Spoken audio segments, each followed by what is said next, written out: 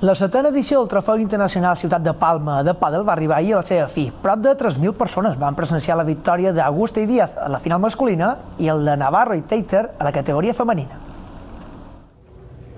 L'hora baixa va començar la final femenina. La parella Navarro-Teiter es va imposar a Patricia Llaguno i Iciar Montes per 6-3-2, 6 i 6-1, en un partit molt igualat en què les guanyadores van haver de suar per endur-se el triomf. A lo largo de todo el partido, por ahí fuimos un poquito más agresivas que ellas, arriesgamos un poco más y creo que por eso nos merecíamos ganar.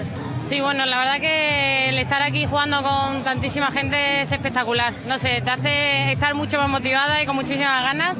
Però el plat fort va arribar a la final masculina en un partit entre les dues millors parelles del circuit. Després de 2 hores de punts espectaculars que van fer aixecar el públic dels seus seients, els argentins Daniel Gutiérrez i Sebas Nerone van guanyar la parella formada per Hernán Augusta y Matías Díaz por 6-4 y 7-6. Bueno, la verdad que muy bien, ¿no? Es muy lindo jugar aquí en Palma porque siempre se llenan todas las gradas. Esta vez es la primera vez que gano un torneo PPT, así que muy contento. Nosotros supimos jugar muy concentrados todo el partido y creo que hoy fuimos justos vencedores.